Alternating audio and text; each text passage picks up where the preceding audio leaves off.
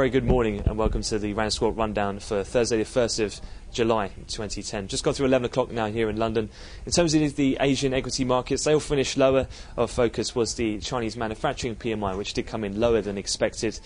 In terms of what we've focused on so far here in Europe, relatively risk-averse in the opening trades. That was as they reacted to the news that Moody's had put Spain on potential watch for a sovereign downgrade. That has weighed on sentiment as equities are down around 1.5% in the cash bourses, with financials on a sector breakdown the worst hit. However, things have taken a bit of a bounce. For the euro, it is trading higher across the board at the moment. That's on the back of touted Middle Eastern interest for the euro being bought on behalf of a French bank this morning. So euro dollar trading up around that 123 handle, up over 50 pips at last check.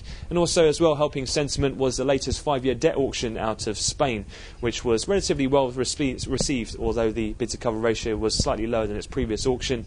Nevertheless, though, that Spanish auction with no real problems ahead of the 24 billion euros worth that the country needs to auction off did give the IBEX a bit of a lift off its worst levels. Elsewhere as well, one other thing of note for today was a special one-off 6-day market operation from the ECB. This comes as part of the smoothing of the exit of that 12-month LTRO from the ECB. The actual pickup there was 111 billion euros, so relatively large, which did knock the euro slightly by around 12 pips and put a brief bid into Bund futures. But Bunds are trading around flat at the moment, having also cleared around 7.5 billion of supply of OATs from France today.